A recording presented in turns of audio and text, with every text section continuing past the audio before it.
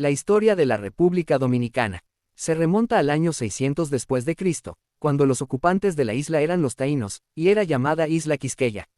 Cristóbal Colón descubrió la isla en su viaje en el descubrimiento Nuevo Mundo, en 1942, donde la llamó Isla La Española. La isla de Quisqueya fue reclamada por España en 1492, y formó parte de la América Española. Cristóbal Colón llegó a la isla en su primer viaje el 5 de diciembre de 1492, dándole el nombre de La Española. Los taínos eran una sociedad totalmente solidaria. El jefe de los taínos, Guacanagarix, le dio las bienvenidas a Cristóbal Colón y sus hombres, dándole todo lo que necesitaban. El sistema igualitario de los taínos llevó a los europeos a pensar que los taínos eran débiles y comenzaron a tratarlos con violencia. En 1493, Colón regresó a la isla en su segundo viaje, y fundó la primera colonia española en el Nuevo Mundo, la ciudad de La Isabela. En 1496, su hermano Bartolomé Colón estableció el asentamiento Santo Domingo de Guzmán en la costa sur, que se convirtió en la nueva capital. La dirección española cambió de manos varias veces. Cuando Colón partió en otra exploración, Francisco de Bobadilla se convirtió en gobernador. Las acusaciones contra Colón por parte de los colonos debido a su mala gestión se agregó a la situación política tumultuosa. En 1502, Nicolás de Obando sustituye a Bobadilla como gobernador. Enriquillo. En 1501, los monarcas españoles, Fernando e Isabel, concedieron el primer permiso a los colonizadores del Caribe para deportar esclavos africanos, los cuales comenzaron a llegar a la isla en 1503. En 1510, la primera gran expedición, que consistió en 250 negros ladinos, llegó a La Española desde España. 8 años más tarde esclavos de origen africano llegaron a las Indias Occidentales. La posesión española de la isla fue organizada en 1511 como la Real Audiencia de Santo Domingo. La caña de azúcar fue introducida a La Española desde las Islas Canarias, y el primer ingenio azucarero en el Nuevo Mundo fue establecido en 1516, en La Española. La necesidad de una mano de obra, para satisfacer la creciente demanda del cultivo de la caña de azúcar, condujo a un exponencial aumento de la importación de esclavos en las 2 décadas siguientes.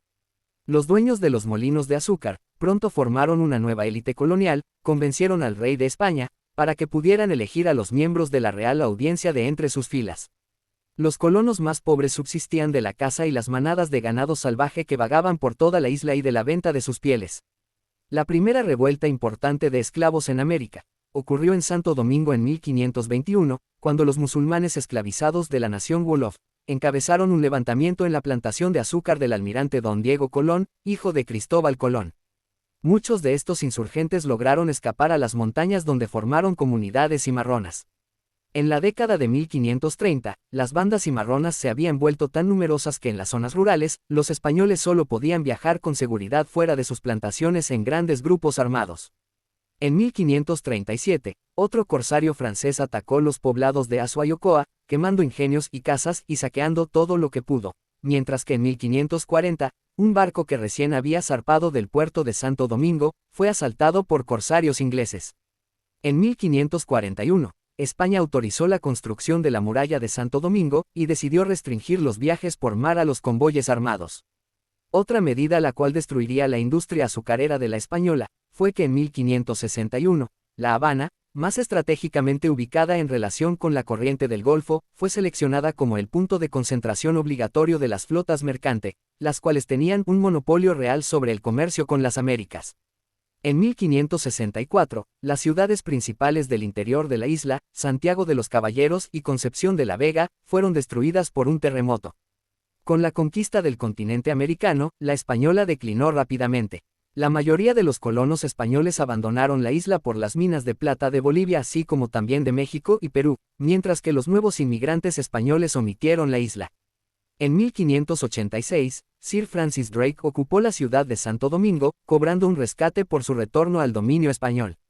En 1605, España, descontenta de que Santo Domingo estaba facilitando el comercio entre sus otras colonias y otras potencias europeas, ordenó al gobernador, Antonio de Osorio, atacar las vastas zonas de las regiones norte y oeste de la colonia, forzando a sus habitantes a reasentarse más cerca de la ciudad de Santo Domingo. Esta acción, conocida como devastaciones de Osorio, resultó desastrosa, más de la mitad de los colonos reubicados murieron de hambre o enfermedad. Los bucaneros ingleses y franceses se aprovecharon de la retirada de España, en una esquina de la Española para asentarse en la isla de la Tortuga en 1629.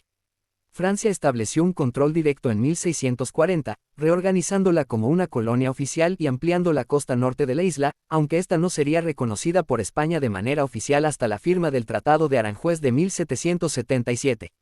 La población de Santo Domingo siguió bajando al principio del siglo, de forma que en el padrón realizado en 1737, apenas llegaba a los 6.000 habitantes.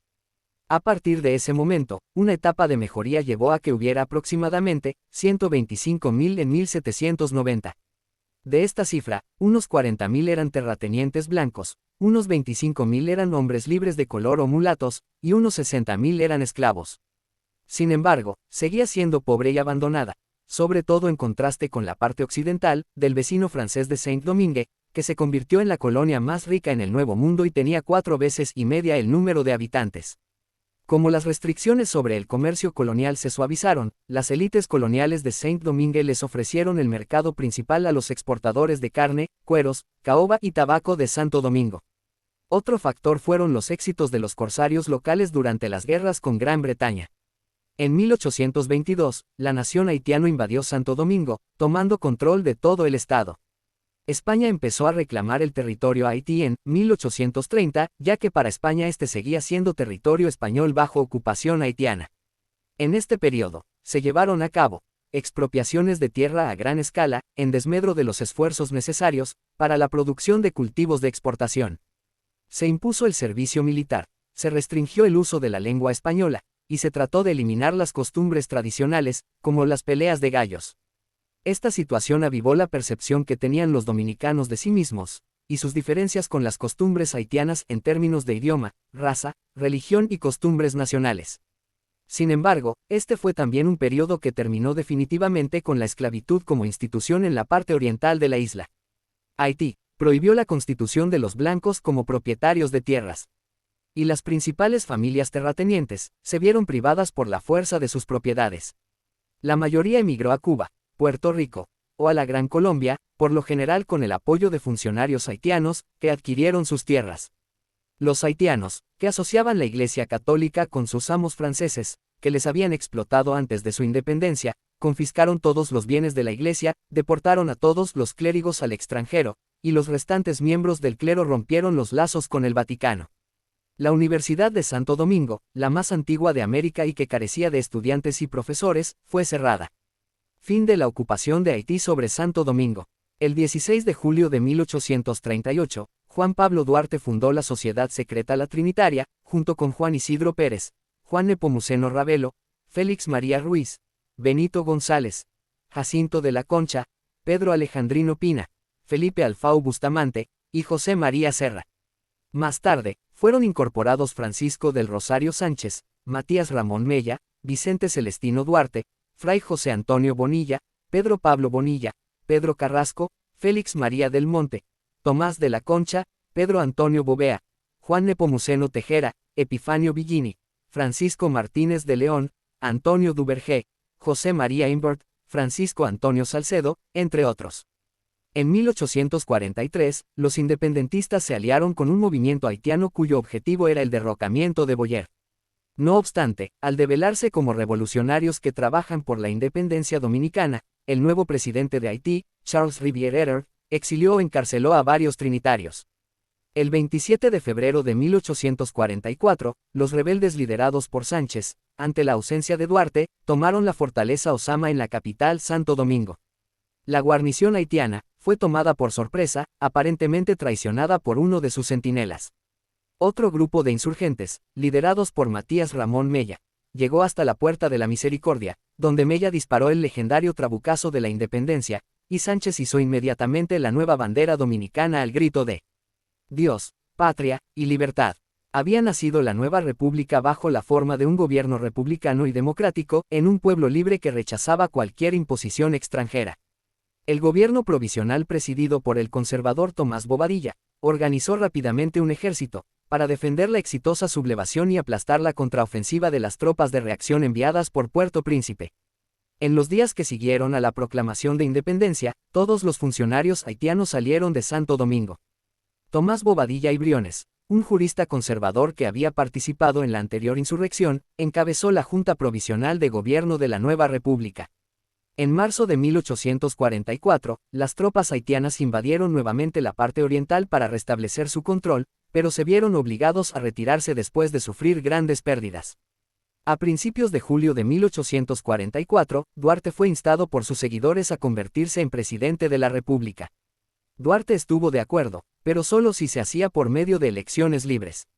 Esta circunstancia fue aprovechada por Pedro Santana, quien asumió el gobierno, cuando fuerzas militares leales a él tomaron Santo Domingo el 12 de julio de 1844, y procedió a encarcelar a Duarte, Sánchez y Mella.